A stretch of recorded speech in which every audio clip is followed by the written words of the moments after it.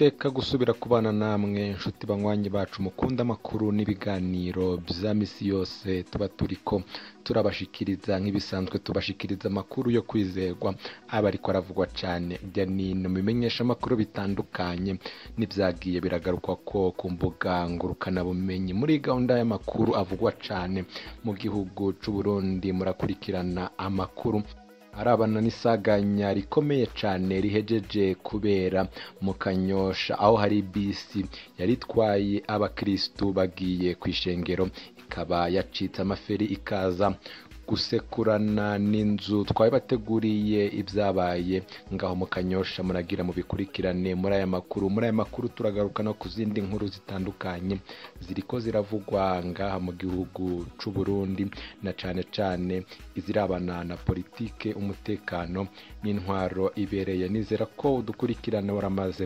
gufyonda kuri subscribe canke se sabone kugira ngo uko turonsa amakuru n'ibiganiro nk'ibingibi tukabirungika urabe mu ba mbere bashikirwa nabyo. Sangwa ikaze muri gahunda y'amakuru.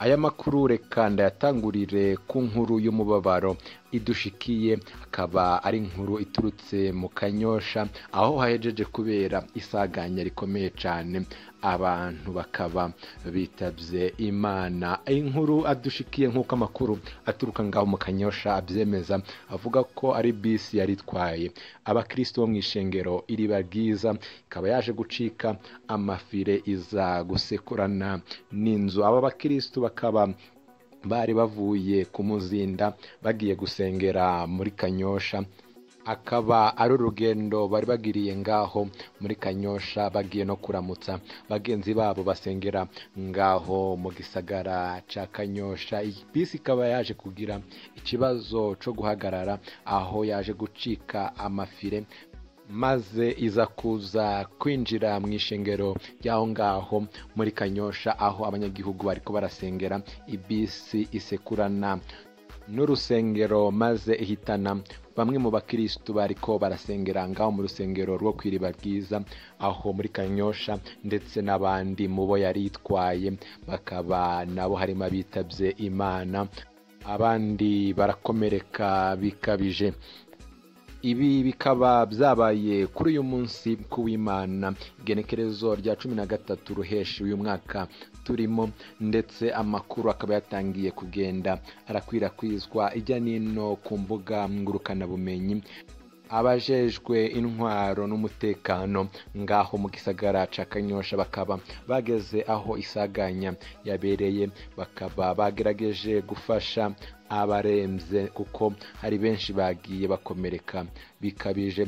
Kugeza ubu ibitigiri by'abitavye Imana n'abakomeretse bikaba bitaramenyekana, ndetse hakaba hakiri gukorwa ibiharuro kugira ngo hamenyekane ababuze amagara muri iyi saganya yabereye ngaho muri Kanyosha ndetse n'abakomerekeyemo. Bamwe mu makuru aturuka ngaho aho byabereye akaba amenyesha ko abenshi hari abitavye Imana, ndetse hakaba hari n'abagiye bakomereka bikabije. Tukaba dukomeze guhoza imiryango yose yabuze, ndetse tukaba turakomeza kubakurikiranira ibirabana n'aya makuru, kaza kubikurikirana muri gahunda y'amakuru aza. Reka noneho dukomeze n'andi makuru avugwa cyane hirya nino mu gihugu cy'u Burundi. Kiri ngaho nyene ubukene rero ngo ni kimwe mu mvo nyamukuru zituma hageraho abana baja gukoreshwa. David Ninganza, umwe mu baharanira ineza y'abana mu Burundi, avuga ariko ko hashobora kubamwo n'ubugaba bw'abavyeyi. David Ninganza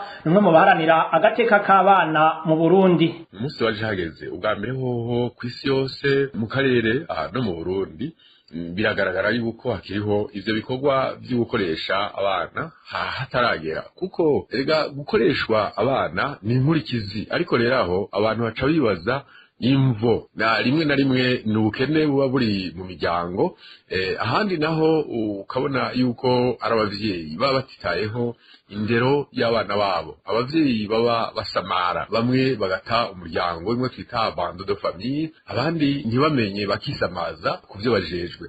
Hariho abavyeyi bagwana bakasinzikaza ubuzima bwa bagenzi babo, ugasanga iyo umugabo aturika umugore abana barateba bagahunga bakiyumvira bati none tujehe ibitsoyo muri ryari.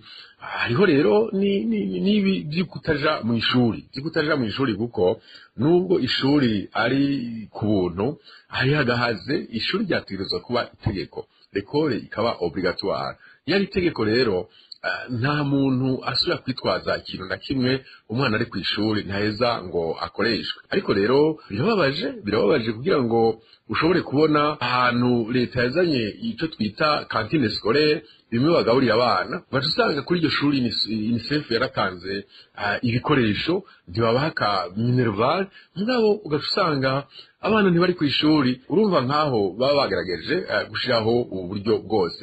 Rero n'ikindi kibituma hariho amategeko ashobora kuba afise agahaze. Urabona amategeko agenga akazi mwe naka ko gukora mu ngo ibyo mu rupangu, aba bakozi bato kandi nibo benshi cyane. Ayo mategeko ntiyerekana neza ingene ibikorwa byokorwa. Naho biruko David Ninganza aremeza ko hariho amategeko abuza ko umwana ahabwa ibikorwa cyane ibimuvuna. Dusubire twumvirize David Ninganza, numwe mu barundi baharanira agateka k'abana. Burya turiko turavuga ko kizira ko abana bakoreshwa ni muri rusange, n'ahandi ibikorwa bisanzwe, ibikorwa bito abana barabikora. Ni ngombwa ko umuvyeyi rero ari wakoresha umwana, ukamukoresha nk'umukunda canke umurezi yari ku ishuri. Ariko arakazi kuguhembwa amafaranga, akazi kugukora adataha, bimwe twita ko ari umukozi, hari imyaka kizira nko munsi y'imyaka 16 kirazira gukoresha uwo mwana. Rero no mu myaka 16 17 hari aho badashobora gukora, ntibashobora kuja mu mahinguriro gukorayo kuko hariyo ibishobora gusinzikaza ubuzima bwabo. Ntibashobora kuja gukora aho bajejwe kwimba ubutare, ntibashobora kuja gukora ibintu bihambaye nko kwirirwa bararopora amatafari n'umusenyi mu nzuzi. Sinavyiza nuko bashobora kwirirwa baratera umuceri, kuko umuceri murabona ko awutera mu rushanga, abana bigaheze bigashobora kubasinzikariza amagara. Nukuvuga ico gikorwa cose gisinzikaza amagara y'umwana, igikorwa cose gihungabanya ubwenge bwiwe, igikorwa cose kimutera ukwiyebura, kimuze gutegura kazoza iterambere ryiwe, nivyo babuza. Rero by'ukuri ivyo byahari, kuko rero twebwe uravye nko mu mihana ambega n'abantu bangana iki bakoresha abana batarakwiza imyaka, bamwe twita ababoyi nabo twita abayaya. Rero umwana so umwe by'ukuri aba bakoresha n'abavyeyi. Umuvyeyi rero ashobora kurika umwana we ku ishuri asize uwundi arize umwana, n'ingorane hari bakora amasaha arengeye cyane, ararira umwana agateka akirirwaho. Rero hari n'abagabo bagize ingendo yo gutaha bugire buce, ugaca usanga abo bana nibo birirwa bahagaze barindiriye yuko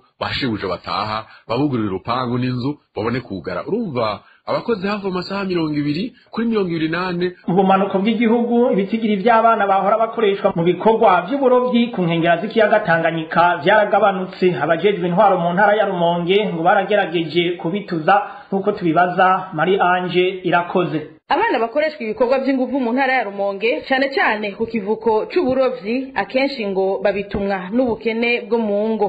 Muri kino gihe nk'uko isoko rya RPA ribimenyesha, abenshi barasubiye mu ngo, bamwe muri bo mbere barasubiye mu buzima bwabo bwa misi yose. Abana bamwe bahora bagenda nko guhunahuna mu biraro by'abarovyi bitumwa hanini n'ubukene buri mu miryango. Wowe abenshi bari mu miryango yabo, mbere harimo n'abaci basubira ku mashuri, nta bandi bagiye mu bundi buzima ko n'abaronda cyane nk'ubuzi bwo kuragira n'abafite ibitungwa barabanka. Nk'uko isoko ryacu ribandanya ribimenyesha, abajejwe intwaro mu ntara zo mu bumanuko bw'igihugu barahagurukiye iyo nyifato, ubu bikaba bigeze ku ntambwe ishimishije. Nk'umwana aba yaramenyeye kiyaga Tanganyika, si amafaranga yose yo mu bumba canke nk'ibintu vy'ifungurwa vyo mu bumba. Hano kumweha w'uburovyi wo kumuguruka abana ntibakiyerera cane. Abo mu ntwaro babihagurukiye bafadikanije n'abapolisi bakabatuza, duhereye kuri Nyumba 10, Munyagacimbiri, chef de zone, mukuru w'umutumba hamwe n'abakomite bajejwe umweha w'uburovyi. Mwomenya ko abo bana bakoreshwa ibikorwa nko gutunganya ibikoresho ibikoresho abarovyi bakoresha, guteka imfungurwa z'abo barovyi n'ibindi bitandukanye. Ubu hakaba haheze imyaka igera kuri 2 ivyo bikorwa bitujijwe ahenshi ku nkengera z'ikiyaga Tanganyika, cane cane mu buraruko bw'igihugu.